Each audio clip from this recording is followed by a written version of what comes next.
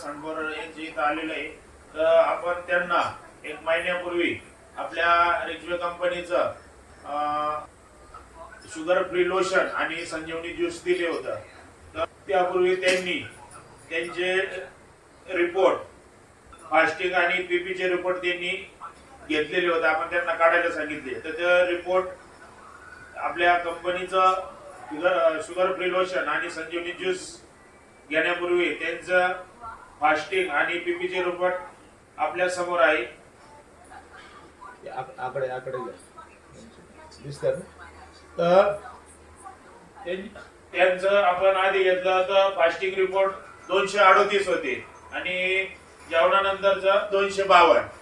तर त्यांनी महिन्यानंतर परत आपली शुगर चेक केल्यानंतर त्यांची शुगर पूर्ण नॉर्मल आलेली, पूर्ण जागेवर आहे. म्हणजे त्यांना जवळजवळ महिन्याभरातच म्हणजे या आपल्या शुगर फ्री लोशनचा शरीरावर त्यांचे असर होऊन पूर्ण शुगर त्यांची निल कंटिन्यू 3 महिने पूर्ण 2 महिने पूर्ण केल्यानंतर आयुष्यभर त्यांची शुगर पूर्ण निल होणार आहे.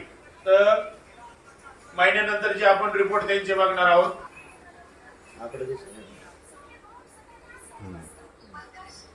तर महिन्यानंतर जे आपण रिपोर्ट बघितला तर त्यांची फास्टिंग आली 115 आणि पीपी आलेलं आहे त्यांचं 90. म्हणजे त्यांना हा जो काही शुगर फ्री लोशन आणि संजीवनी ज्यूसचा फरक पडलेला आहे. तर त्यांच्या तोंडून आपण ऐकू का त्यांना या शुगर फ्री लोशन मध्ये काय झालं आणि दुसऱ्यांना काय सजेशन.